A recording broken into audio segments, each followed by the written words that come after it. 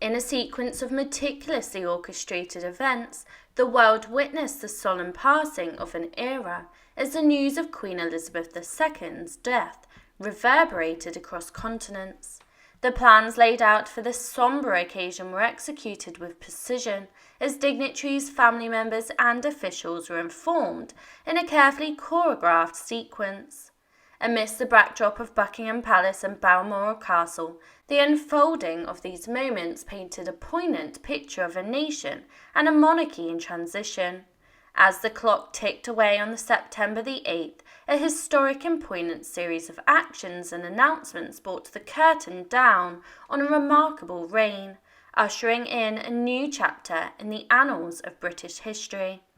Let us delve into the details of this extraordinary day, exploring the unfolding events that marked the end of an era and the dawning of a new one. Elaborate preparations for the event of Queen Elizabeth II's demise were thorough.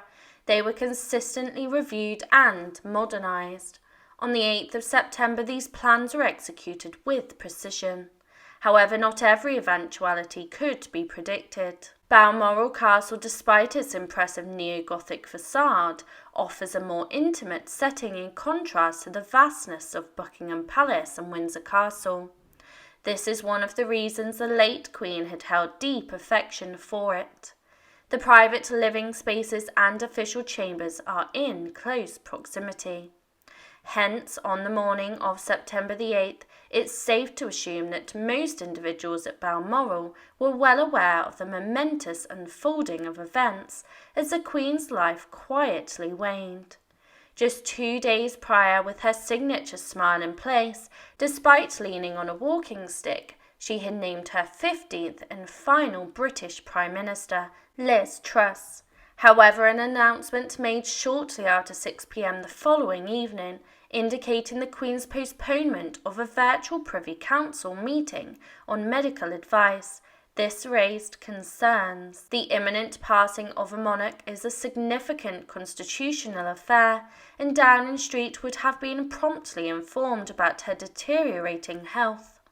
Simon Case, the Cabinet Secretary, and Sir Edward Young, the Queen's private secretary, assumed crucial roles in liaising between the palace and Downing Street.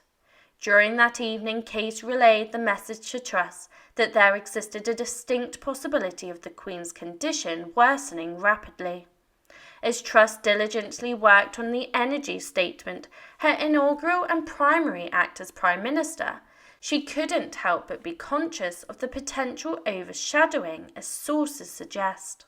For any personnel at Windsor who may have been uncertain about the gravity of the situation, the departure of the Queen's helicopter from Windsor Castle shortly before 7 a.m, transporting the Prince of Wales from Dumfries House in Ayrshire, where he was staying overnight, to his mother's bedside, would have undoubtedly caught their attention.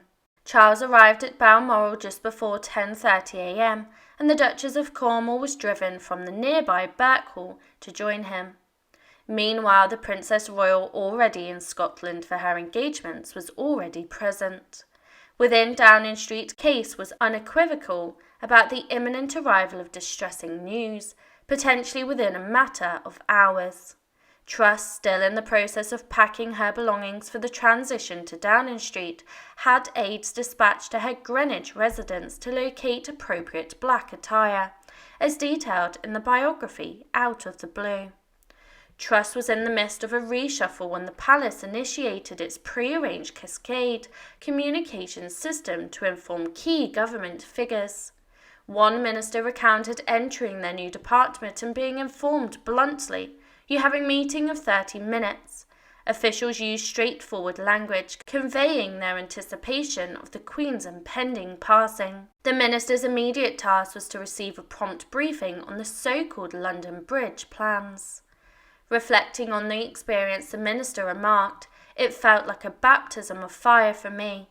I hadn't supported Liz, and I was expecting to remain on the backbenches, and suddenly I was not only grappling with changing departments and taking on a new role, but I was also instantly involved in one of the most high-profile operations globally." signs of trouble reached the broader public in an unlikely setting, the House of Commons, where mentions of the Queen were rare. Truss had concluded her initial statements and was attentive to Sir Keir Starmer, Nadine Sawaley, and new Chancellor of the Duchy of Lancaster, quietly entered the chamber and positioned himself between Khawaja and Truss. He handed a note to the Prime Minister, then discreetly exited. Almost immediately, murmurs spread along MPs, sensing the gravity of the moment. Labour's Deputy Leader, Angela Rayner, received news next, passing a note from outside the chamber. She gave it to the Shadow Chancellor, Rachel Reeves, who looked visibly concerned as she read it. The note was straightforward, without any hidden references to London Bridge. It conveyed, "The Queen is unwell, and Keir needs to leave the chamber for an immediate briefing." Rayner strived to convey the urgency without causing undue disruption to Starmer's ongoing discourse, though she noticed Speaker Sir Lindsay Hoyle signalling that she should interrupt him. At 12:32 p.m, Buckingham Palace issued a statement. The Queen's medical team has expressed concern for Her Majesty's health and recommends she remains under medical supervision. The Queen is comfortable and currently at Balmoral. Hugh Edwards of the BBC, donning formal black attire, relayed the news to the general public.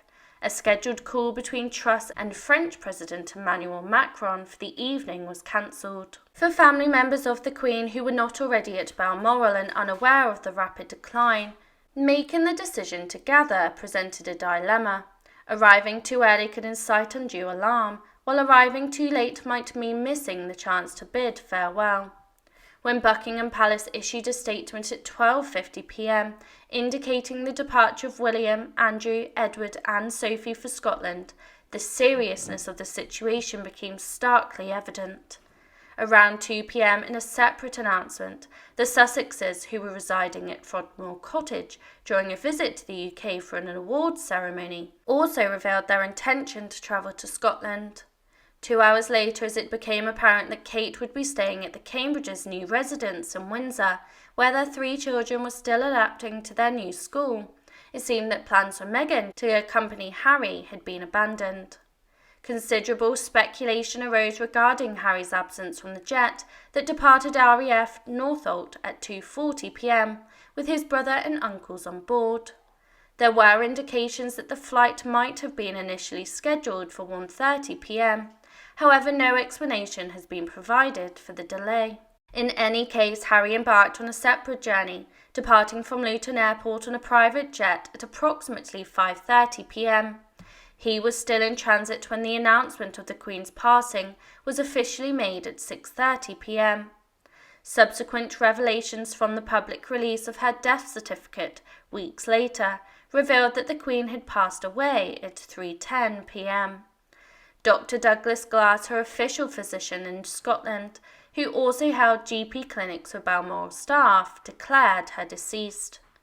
The cause of death was attributed to old age, and Dr. Glass disclosed that there had been concerns about the Queen's health for several months, noting, "It was anticipated, and we were well aware of what was to come." William and the other members of the royal family touched down at Aberdeen Airport at 3:50 p.m, a mere 40 minutes after the Queen's passing.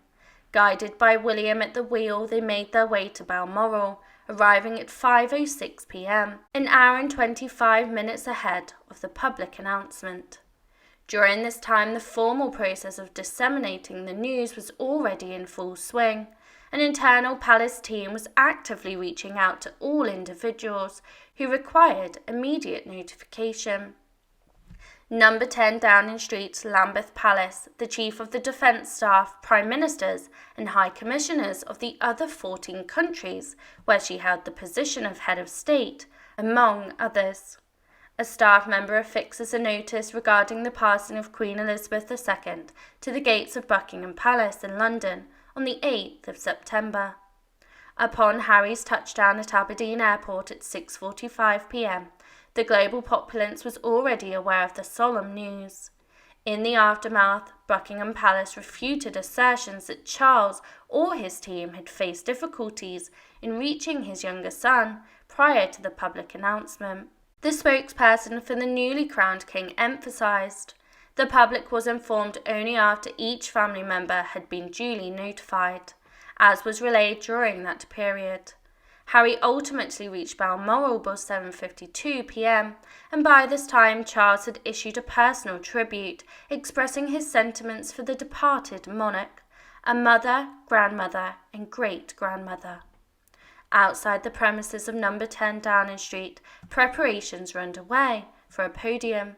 Clad in the black attire sourced by her aides, Truss took to the podium at 7:07 p.m. She somberly remarked, "This signifies the conclusion of the second Elizabethan era." This day marked the culmination of an unquestionably historic chapter as well.